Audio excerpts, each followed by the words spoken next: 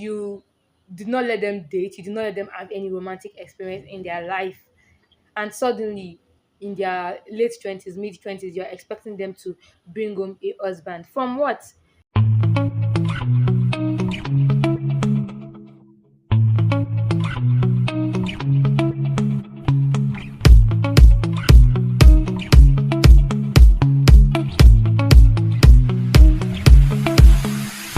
Hi guys, welcome back to the YouTube channel. Welcome back to TJ's View, and we're going to get right into today's video. So, last video we talked about parent appreciation, but this particular video it's the opposite. So, before we get into it today, let's give a 1 minute silence for the butchered words.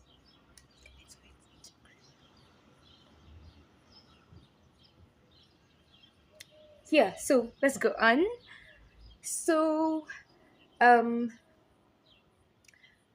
today we're going to be talking about how African parents groom children for abuse. Uh-huh. That's important topic. Yes. That's what we're going to be talking about today. When you hear African parents groom children for abuse, what do you think?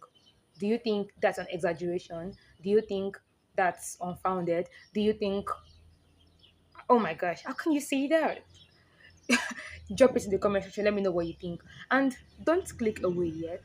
So if you like this channel, like, share, subscribe, share with all your friends, subscribe to the videos. Please try to watch the videos to the end if you can.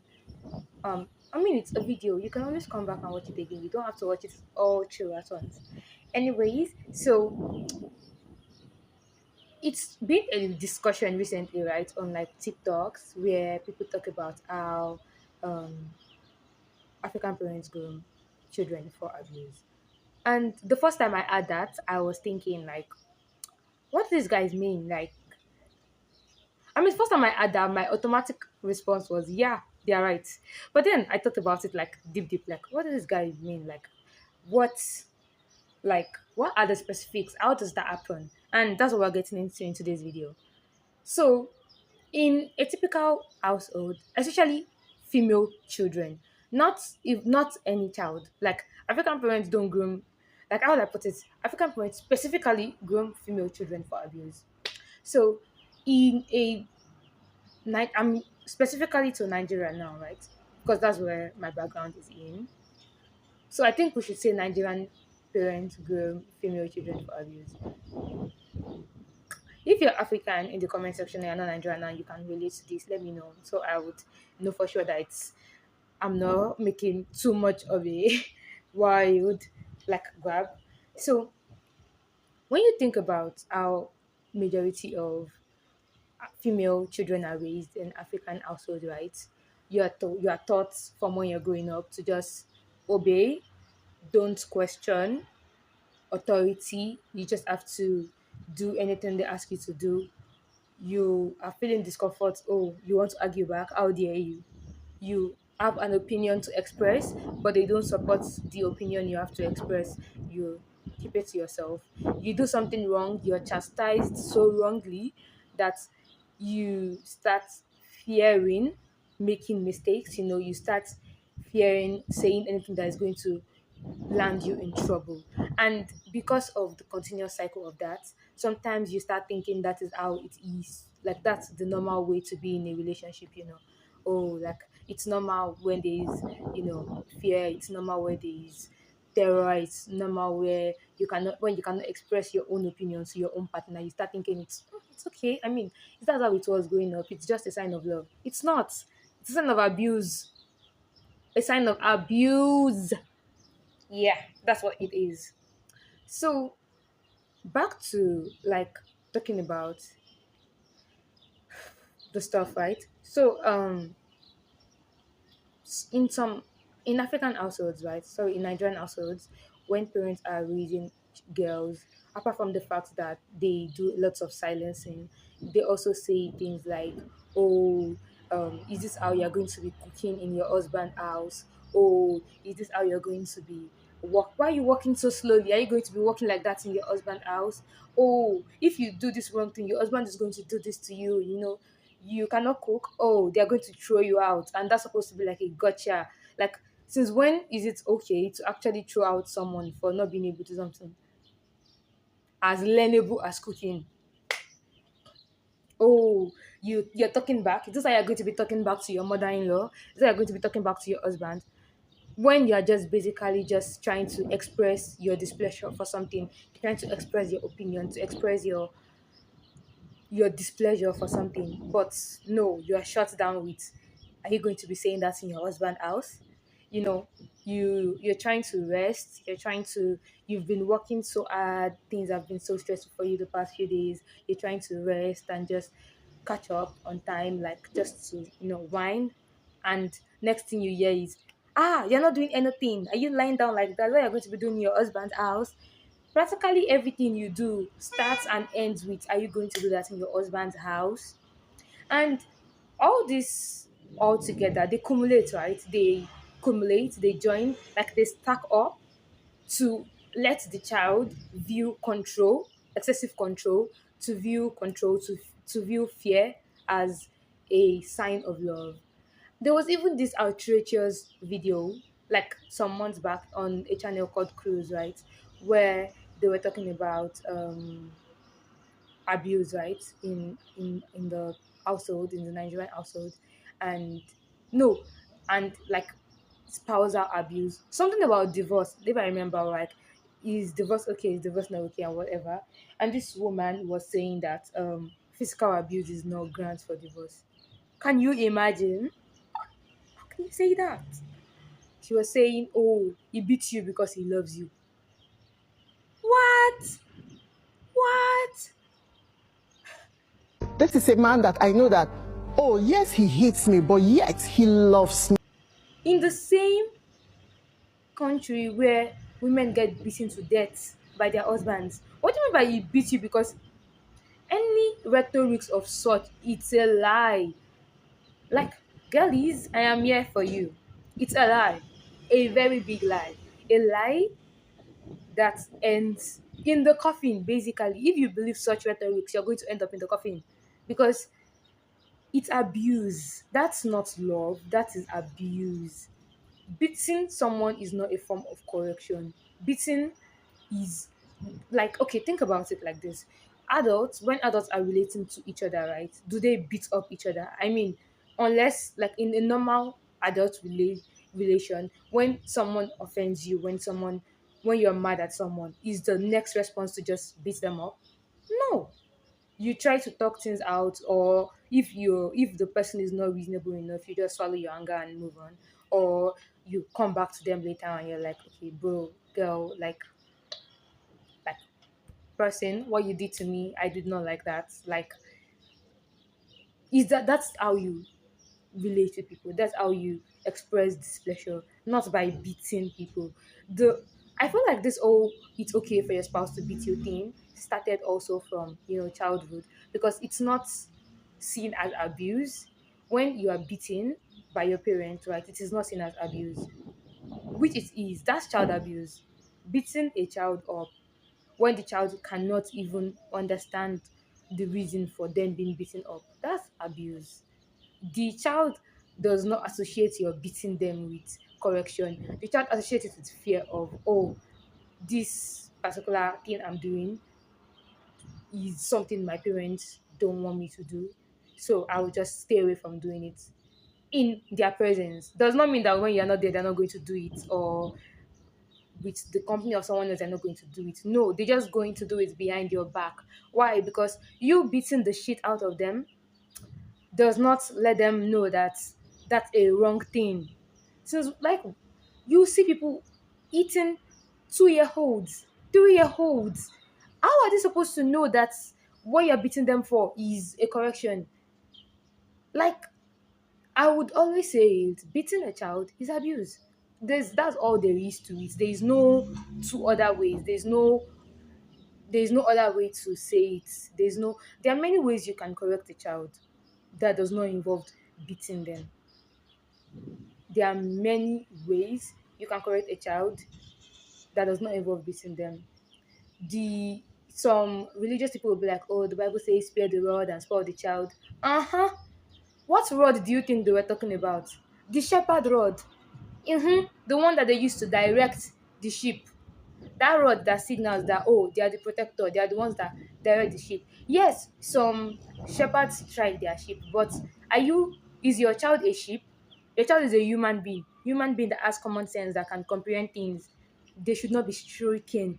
The rod is direction, direct them, lead them to the right places. That's where that rod is, not for you to beat the shit out of your child. Yes. Also, um the Bible also says parents should respect their children and not drive their children to anger. For the religious folks in the comment section that are going to be like, oh, the Bible says honor your parents so your days might be long. Yes, honor your parents, but the Bible also says do not parents should not upset their children, they should not drive their children to anger. Where is that part? You people don't used to see that part, Abby. It's only the other part that you guys see. Like, the extent that abuse goes in households is really really scary sometimes, because sometimes the parents drag the child, not even because the child did anything wrong, just because they are in a bad mood and they feel irritated that the child did something, and they just strike the child. And when other people see that happening, instead of them to run, assist the child and save the child from these angry parents, they're just going to be like, he did something wrong, they're correcting him. She did something wrong, they're correcting her. They did something wrong, they're correcting them. That's not it. That's not correction. That's violence. Violence. That's what it is. And all of these like negative things, they compile together, right? They compile and start making children see these abusive situations as a correct form of of discipline, and a form of, oh, like that's what to expect from a partner when you are being disciplined or something. That's not it. That's not it. There's also the fact that sexual abuse, right? When they tell you things like, when you after a wedding day or your wedding night, or when you get married, do not wear like panties to go to bed and shit like that. Those are lies. Because I know that in the Nigerian constitution, right, um marital award is not, I don't really know like the YouTube laws when it comes to talking about these things. So I'm trying to not get my channel demonetized or cancelled or whatever. So yeah, marital reward is not seen as a crime in Nigeria, which is really, really, really sad and upsetting, because it's something that actually happens, right? Where people think because they paid a bride price, or because they been officially married to someone, you have access to the person's body 24/7. That's not true. That's not true. Whether you got married to someone or not does not mean you have control over the person's body. No, that's not how it works. Everybody's body is still their body, and everybody still has the right to protect their body. Everybody still has their body, their choice, basically. Just because you're married to someone does not mean that you have a control over their body and what they do with their body. That's not how it works. And some African parents, like Nigerian parents, they push that stereotype, like, oh, when you get married, whatever your partner wants, like, you do it, you lay there and just let them do and take what they want. That's not the thing to do. That's building your child up for abuse. That's setting your child up for failure in the future, because you are making them lose their autonomy over their body, and you are raising them to lose control over their body. You are raising them to be abused, because from taking sexual abuse, then they also start taking other form of abuse too, like, oh, I'm just supposed to just shut up and just not say anything and let this person do this thing to me, which should not be. Another way where like where Nigerian parents groom children for abuse is when they are super super strict with the child, and the child does not feel comfortable to talk to them. The child feels like their own home is like a prison. The child feels like their own home is a cell. something they have to escape from, something they have to run away from. In such situations, right? Where the child sees their own home as a prison, something to escape, something to, and see their own parents as their own prison wardens, the people that are controlling their life and not giving them any break over their life. They find that comfort somewhere else, they look to somewhere else for that comfort. They they turn to someone else, something else for that comfort. And you know what? There are many wolves that are waiting to just rip into your child and just end your child for you, that are willing to traumatize your child and just take advantage to the fullest extent of your child. That's what happens when you push your child away. When you are so strict, they cannot come to you for comfort. They cannot come to you for for help. They cannot come to you. They cannot trust you to listen to them without judging them. They cannot trust you to scold them without, or chastise them without harming them physically, without violating their body. When your child cannot trust you to rely on you, they rely on someone else outside. And many people are willing to take advantage of that reliability. Many people are willing to take advantage of that your child that does not know better. Because you know what happens when you shelter a child? When you shelter a child too much, the child does not know how to survive in the real world. You shelter your child, you are so controlling, your child does not even know how to like do things by themselves. Your child cannot go out by themselves. There is a driver going with them. Your child cannot go out, cannot run basic errands by themselves. There is a auntie, uncle, brother, helper there to just be in their business 24/7. Your child cannot cross the road by themselves. Your child's only mode of living life is from your house to school, from your house to church, from your house to mosque, from your house to shrine. That's all your child does. Your child does not know anything else. Then you expect that child to be able to form social skills. You expect that child to be able to relate to people. You expect that child to pick up signs of danger in the public. How? Is it by magic? Do you think you instinct is there? Yes, but you think if you don't refine that instinct, the instinct is going to work in your favor? No. How is your child going to recognize danger? How is your child going to recognize being cheated? How is your child going to recognize being taken advantage of if they don't know the signs, if they don't know the things to look out for? Because you are just trying to shelter them, you are trying to, oh, I want to protect my child. My child can only see, hear, and feel good and no evil. I'm not saying put your child in traumatic situations. That's not what I'm saying. I'm not saying neglect your child. That's not what I'm saying. I'm saying if you don't educate the child on things to expect in life, if you don't give that child the freedom, time to actually do things by themselves, find things by themselves, experience is the best teacher in some scenarios. There are scenarios that the experience as the best teacher is other people's experience, right? You learn from other people's experience, you learn from other people's story. But there's some things that you cannot know until you experience them by yourself. There are some things you cannot know until you go through it by yourself. And if you try to cage your child from experiencing all of those things, it can only be delayed. At some point in their life, they're actually going to experience that. They're going to experience that thing that you've been caging, hiding them for so long. They're going to experience it. They're going to experience that thing. And then, because you are not there to guide them, because you are not there to be there for them, things go wrong. Things go wrong. Things spiral out of control. The child does not know what to do. The child is lost. Things happen, because the child does not know better, the child does not know what to look out for. And that's because of the excessive amount of control. When it comes to things like relationship, right? Parents don't know that you stopping your child from having any form of romantic relationship in their life, and then miraculously expecting that when they're in their 20s, they are going to find this perfect partner that is going to be so amazing and is going to be the son daughter-in-law that you are looking for. That's not how life works. Life does not work like that. You don't just go out into public, pick up somebody, date the person, and wow, it's so perfect. Everything is perfect, romantic. That's not how life works. How are you going to? How is your child? How is the child supposed to know how a romantic relationship is supposed to work? How are they supposed to know their do's, their don'ts? How are they supposed to know their boundaries when they don't experience any form of relationship in their life?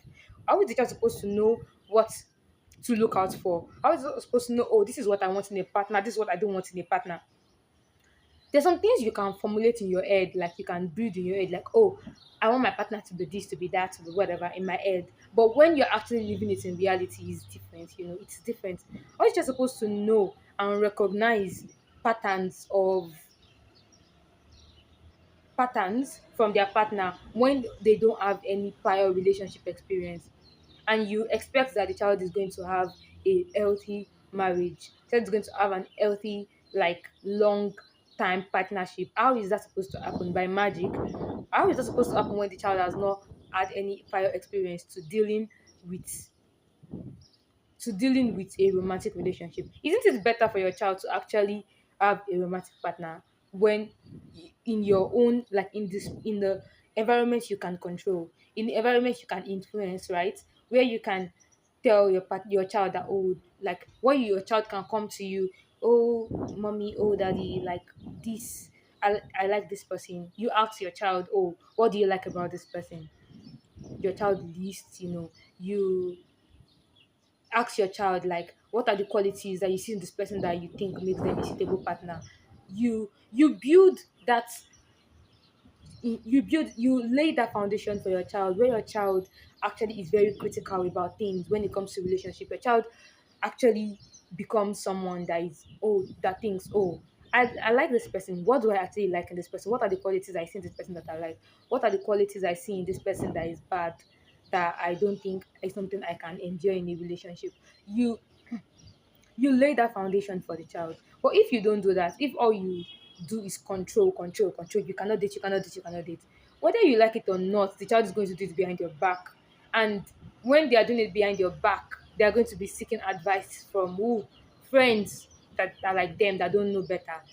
Older people that are just there to take advantage of them. Those are people that are going to be seeking advice from. And what do you think is going to happen to your child in that area? You're leaving your fresh bread in the open. You're leaving your fresh food in the open for animals to come and prey on. Not as if I'm not trying to objectify children, it's just an analogy. So a lot of parents don't realize, like, when you when you're so controlling and you're doing all of this control, control, control, your child does not know how to navigate life by themselves. Where do you think they're going to learn it from? Other people that are actually going to just pry on their innocent and take the most advantage of them that they can. And then your child is heartbroken, your child is in pain, your child has experienced something that has just traumatized them forever. Something that could have been avoided if they just knew better. If your child is having a relationship in an environment that you can control, that you can influence, when your child is going through an outbreak, you are there, you can see it, you are there to support the child, you're there to talk to them about, oh, these are the things that happen in relationship. It's not always sunshine and rainbow, and there's certain things that when they happen, they are like far gone, like these things are extreme. When they happen, you actually run, you run, you don't stay. And, oh, there are things that when they happen, you try to walk through them. There are things that should be deal breakers, there are things that should not be deal breakers. You are there to help your guide, to guide your child through that. So even if that relationship ends, the one that they did when they are in your house, when it ends, in their future relationships, they can have that experience, they can have that knowledge at the back of their mind, that if anything happens, I know I can go to my parents for support. I know that I can, rely on my parents to actually understand what is going on. But when you don't create that chance, when you don't create that space, what happens? You your child runs away from you. You don't know anything that is going on in their life. You don't know anything about who they are talking to, who they are not talking to. You don't know anything about their experience. When your child comes home, when you see your child going through the worst heartbreak that they could go through, you are left stunned. You don't know what to do because you did not foster that relationship. You did not build that trust, you did not build that connection. You things happen, you're shocked. How did this happen to my child? How did my child do this? Who did this to my child? Because you did not try, you did not talk to them, you did not show up for them, you did not know what's going on in their life, you don't know who they are hanging around with. Obviously, when these things happen, you're not going to know how it happens. It's just going to be like film show to you, you know. I'm not saying be controlling. I'm not saying be a micromanager. I'm not saying be an helicopter parent that is what's under your bed. Who are you talking to? What are you doing? Who are you going out with? Like, that's not the kind of control I'm talking about. I'm talking about creating, fostering an environment where your child actually knows that they can come to you when something is wrong. They know that you are not going to abandon them. You're not going to see them as evil. Then you're not going to turn your back at them when they are going through certain when they're going to certain situations in life. Because of how strict a lot of African parents are, Nigerian parents are. Let me keep saying African. Nigerian parents are like the child ends up lost, not knowing what to do. The child ends up being too sheltered, now leaving them as perfect prey the the wolves of the world that are ready to just prey on them. They are in abusive relationship. If you check the rate of people that grew up sheltered that ends up in abusive relationship, it is so high.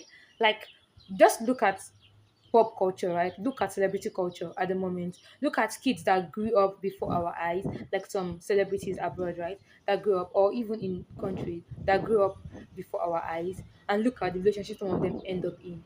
Like, just think about this child's upbringing, how you saw their parents micromanage, control them, put pressure on them, and all of these things, and then the kind of person this child ends up with. Because when the child does not know, like, they don't know, they are curious, they are very very curious. They see that thing that you are warning them of, they see it as something to try. They see it as, oh, let me try, let me be rebellious, let me try this thing. Oh, let me try, like, let me see what it's like to be with a bad guy, let me do all of these things. Like, and then they end up in situations that you did not expect, situations that you don't want your child to be in. Your child ends up in situations where both you and the child, you are ashamed of what is happening. Like, these things could be stopped if only you just know, if only you just try to care for the child, if only you just learn about parenting more. Like, a lot of Nigerian parents, they don't learn about parenting. They just think it's only by experience. Yes, experience, but also other people's experience. Are you learning from other people's experience? Are you listening to other people's story? Are you researching what is going on in the world? What is going on with children of this particular generation? Like, how are their attention spans? What can I do to, bond with my child better? How can I be a better parent for my child? You are not learning, you are just stagnant. They're just stagnant, they're not learning anything. They're just there. They think the only way they can be better parents is just to wake up and, oh, let me give you food to take to school. You're back, do your assignment. That's not all it is. That's not all parenting is. It's something you learn constantly, you evolve constantly. You don't just do it once and stop. That's not what it is. And sometimes even the parent that puts their child in that dangerous situation, because the parent don't know better, they exert pressure. Get married, get married, get married, get married. Your child is trying to, please you, and then they end up with who? With a vagabond, because they are just trying to please you. You did not let them date, you did not let them have any romantic experience in their life, and suddenly in their late 20s, mid 20s, you're expecting them to bring home a husband from what? Just like, from you, that when the child was 22, you were telling the child, don't I don't want to see a man with you. Oh, are you with a man? What are you doing with a man? Face your life, do whatever, whatever. That was your anthem. You now expect the child to suddenly bring a partner at like 24, and the partner should be a good partner. How do you think life works like that? No, it doesn't work like that. especially in this current day and age where the world where the world goes through different struggles and people are exposed to different things. It doesn't work like that. That's not how it works. It doesn't work like that. It's not magic. A good partner is not magic. It's something you actually take time looking for and you build up for. Like, it's not magic. You don't just grab a random person by the street and they are perfect partners for you. That's not how it works. It's honestly sad, It's honestly sad. And also, another part is also because of the shame culture, right? People, when you know your child is going through that abusive marriage, your child is going through this abusive relationship, you want them to remain in it to just save your name. Oh, I don't want them to know that my child is divorced. Oh, I don't want them to say anything wrong about me. Oh, they will think I did not raise this child well. I don't want them to say something is wrong with my child. But your child is going through abuse. Your child is being traumatized. Your child could end up gone just because you are keeping silence. You are trying to maintain you're trying to maintain your I don't want them to know anything's wrong with my child. I don't want anybody to know that my child is going through this situation. Please just stay in the marriage, don't leave. And at the end of the day, what happens?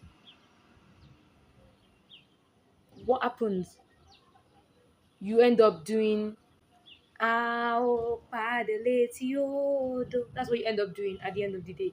Because you there's just a lot, there's a lot that goes into when you think about how African parents groom children, when you think about how they take care of children, when you think about the things they prep their child up for.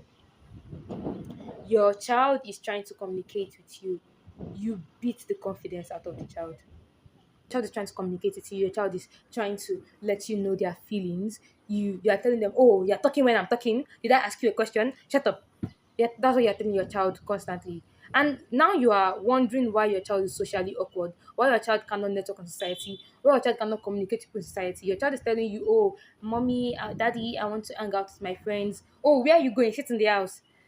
And then you're expecting that the child is going to be able to relate with people in their adult life. How is it by magic? If all your life you've told the child to stay away from people, you've made everybody in the world enemy in front of your child's eyes, how is your child going to now grow up and automatically start thinking otherwise, that people are no enemies? That's not how it works. It's not magic. You don't end up with good adult relationship because of magic. You end up with good adult relationship because you built that experience. You know how to deal with people. You know how to move intrapersonally. You know how to relate to other people. You know how to show up for friends. You know how to hang out with friends. You know how to communicate with friends. That's how you build good relationships with friends, with people in adult life. But if as a child you just shut your child in, you don't let your child have friends, you don't let your child talk to other people, you don't let your child relate with other people, how is the child going to have a good adult life? How is the child going to be able to communicate with others in their adult life? How is the child going to know that you can trust people? How is the child going to recognize the dangers of trusting people in certain situations? How is the child going to recognize the dangers of dealing with manipulative people and friends if they don't have that experience from childhood? How? This doesn't work that way, like, it's not magic. Good Your child having a good relationship with people in their adult life, it's not magic. It's something that takes time to build. It's something that takes time to learn. You learn up to it. And I feel like another thing that really upsets me about Nigerian household is the idea that love is something you work for. It's not something that you get. It's something you have to earn. That love is earned. Respect is earned. Love isn't. Especially from a parent to your child, you love your child. You should.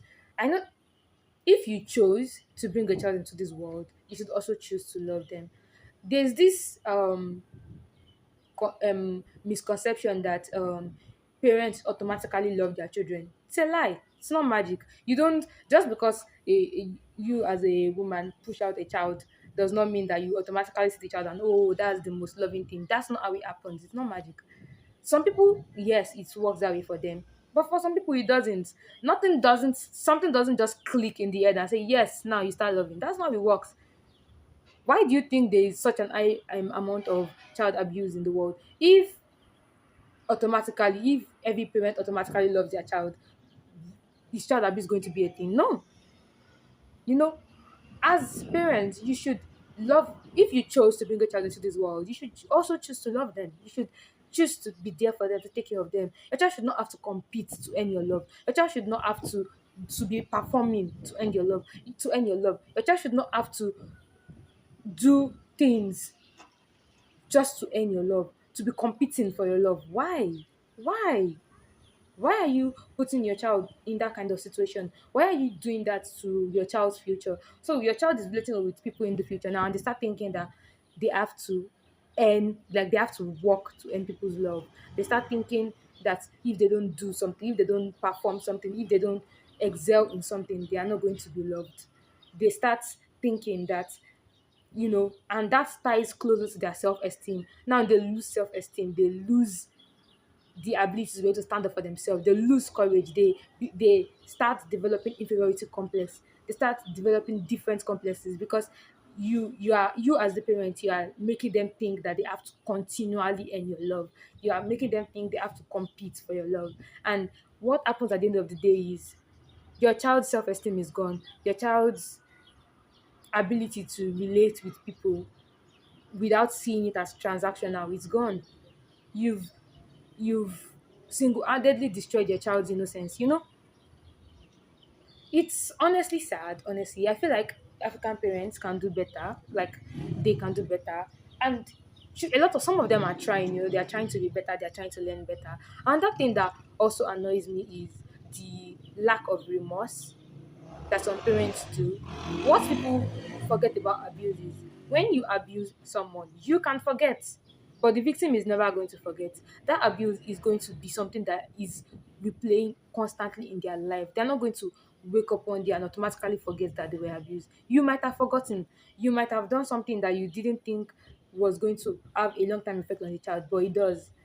And when the child is trying to tell you that, oh, dad, mom, I'm hurt, you did this to me, instead of you to just say, I am sorry, I did not know better, I will try to be a better parent, you automatically start saying, oh, how can you say your parent is wrong? How can your parent do something wrong? Then you start building like a relationship where your child thinks that authority figures or people that have control over you cannot do wrong. They automatically, everything they do to you is right. Now they end up in situations, in relationships where the partner is doing something bad to them, hurting them. They cannot speak out because they think they should just be quiet, because you taught them that, because you put that in them. And another thing people forget too is just because you realize later on that what you're doing is wrong and you're trying to like, oh, don't be quiet, don't be quiet. It's not going to undo all the be quiet that you already did. It's not going to undo it. That's not how it works. It's not magic. Like, just because you suddenly realize that, oh, you are doing something wrong, you're trying to talk to your child like, I'm sorry for everything I did to you wrong, it's not automatically going to undo it. There is honestly a lot that needs to be done. My neck. That needs to be done when it comes to parents realizing, and when it comes to parents and their relationship with children, with their children, especially Nigerian parents, and when it comes to grooming. Like, I had an experience, right, in the past where I deeply wanted to be understood. I just wanted someone to understand me. I wanted someone to love me. And then I ended up in one crazy situation that till today still makes me think, oh my god, how did I end up in that situation? How did that happen to me? Because you could, as an intelligent person, right, you could think, oh, it could never be me. It could never be you until it is you. It could never be you until it is you. Because abusive partners don't just become abusive. Like, it's not the day you meet them that their abusive state starts showing, right? It takes time. They build a connection with you. They build they build control over you to the extent that when they finally start showing their true nature, you sometimes don't even realize you are being abused, or sometimes you realize but you are too scared to leave. you feel too dependent on them to live or something like that. So these are the situations that I really hope that we like young ladies stop ending up in, that stop happening, that we're able to protect ourselves from these kind of situations. Another thing that also happens is the age gap, like the age gap grooming. From when you are young, they keep telling you like, oh, it's better for you to be with someone that is way older than you are, because the person is going to be able to do better, be a better partner. There are certain age gaps that are okay, right? Oh my god, it's so hot. Like I'm sweating from the inside. There are certain um people you deal with, and there's certain age gaps that are okay, right? But there are certain age gaps that are not okay. In Nigerian society, people don't talk about, like, age of consent is really not a thing. Like it's not a thing that is like the way, unlike in the Western countries, right, where if you do something with a minor, there's actually a very, very severe consequence for it. In Nigeria, it's different. In Nigeria, it's not taken seriously. Why? Because in some part of the country, like the age of consent is like what, 13, 12, and which is obviously very, very, very wrong. But because of that, because there is a space for that to be true, while in the, like, that's in the northern part, right, where the concept is like 12, 13, but in the southern western part of the country, the age of consent is like 18. But even with that, it is still not enforced. I feel like the government, the government, NGOs, they should really try, the security forces, the defense forces, they should really, really try to help that children should stop getting groomed, should stop getting hurt, should stop getting abused by adults, basically. Because it's not strange to hear of a 16-year-old. Okay, it's strange, but in Nigeria, right, it's not strange to know a 16-year-old that is in a relationship with like a 30-year-old man. That's utterly wrong. That's grooming. That's something that should never happen. But young ladies don't even know, young girls, teenagers, they don't know better. They see the opportunity to date older men or older people. They see it as, oh, like, this person is going to take care of them financially, this person is, oh, the person is going to be so mature, the person is not going to be doing immature things. It's wrong. Like, you the teenager thinks, oh, I'm going to, oh, this partner is going to take care of me financially, they're going to take care of me, like they're going to, it's going to be mature, like they're going to be able to put up with my immaturity or whatever. Like, wow, that's what the teenager is thinking. What ends up happening is the adult is grooming them, controlling them, molding them, like, just taking away their individuality, taking away their themselves, stripping them of themselves, and taking full advantage of them. That's what ends up happening. And because parents don't tell their children, they don't tell their child that, oh, certain this when if you are dealing with certain age of people, as a certain age that you are, it is wrong if this kind of person comes and asks you out on a date or something. It's wrong. Do not, under any circumstances, date people in this certain age group. Do not, and to explain to the child why they shouldn't. Because if you date someone that is this way older than you are, it's grooming. The person is going to control your life, mold you, sometimes even destroy you, because of just the amount of control that this person has over your life. But you're not taught that. It's more something you end up discovering, which shouldn't be. You sometimes, I'm talking to, maybe in like in public settings, you meet like a young girl, you're talking to them, and the young girl is telling you, oh, like, our dream partner is this person that is older, and all of these things, because that's just a good relationship. That's not true. People don't know the effect of grooming. They don't see it as a bad thing. But it is, like, until you grow up, until you become an adult, until you as the 16-year-old that was dating a 30-year-old man, until you become like maybe even your 20s. That's when you realize how bad it was.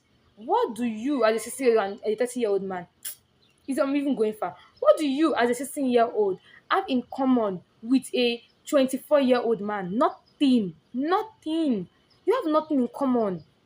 Nothing. What do you have in common with them? Nothing. What do they see in you? What do they see in you? Nothing. The only reason you are in that person's dating prospect is because they want to control you, they want to manipulate you, they want to stunt your growth to fit their own narrative. That's why they'll tell you, oh, ladies within their age, they are bitter, they are evil, they are this. That's a lie. The reason they are saying that is because they cannot manipulate ladies in their age that same way. And because they cannot manipulate them that way, automatically they are evil, they are bitter. They tell me, oh, you are mature for your age. Biggest lie ever. When someone tells you that, that is classic grooming language. You're too mature for your age. You are so mature for your age. Oh, girls my age are not good, are not like, they are not what I want. It's you I want. Grooming language. That is grooming language. That is when you hear that, run. Take your leg, let it hit the back of your head when you're running. Run far away from that person. That's a dangerous person. That is a dangerous person. It's a dangerous situation. Your child is a curious being. Your child is curious. They want to experience things. They are hearing their friends say they are doing things. They want to experience it. You controlling them is not going to take away that curiosity. It's going to suppress it. And when you are not there, it's going to explode, basically.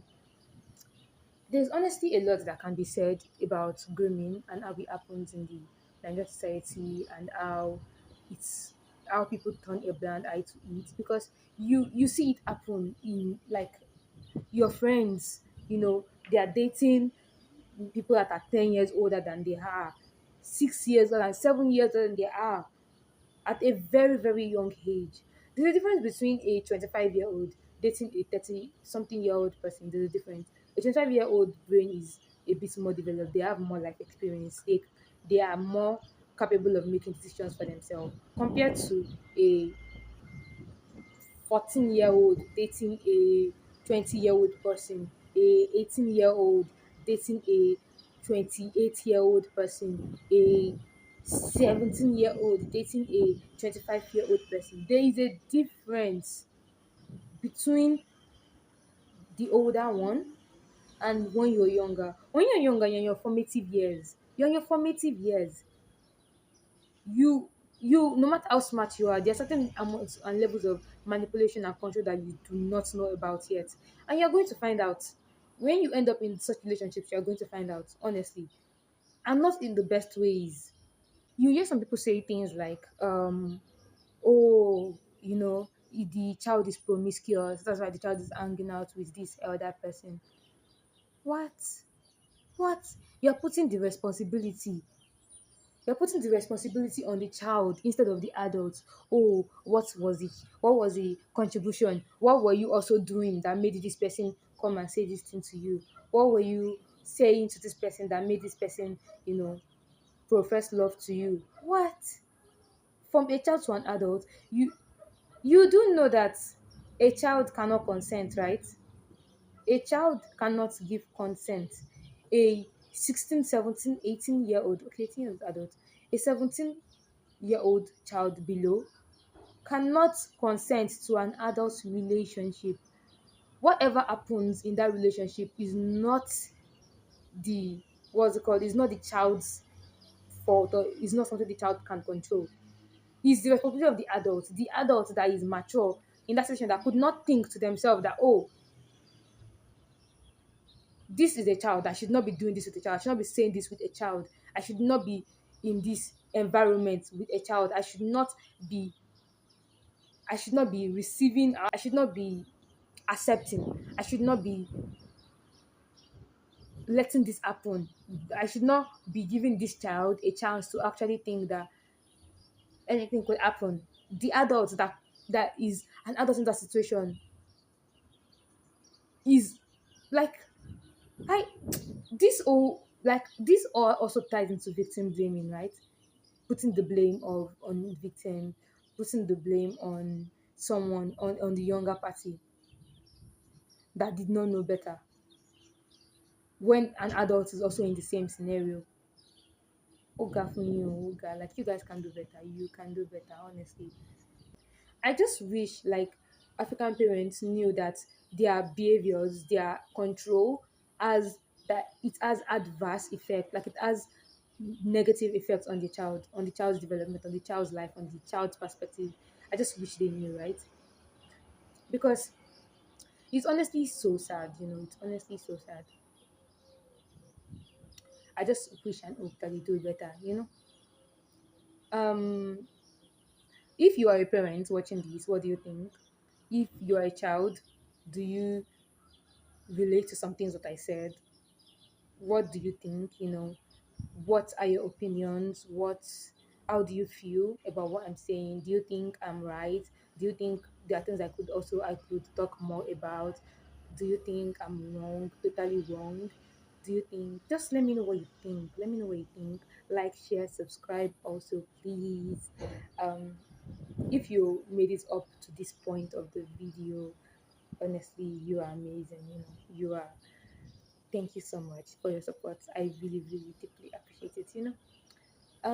So this is where we're going to end today's video. It was really nice talking to you guys. Until the next video.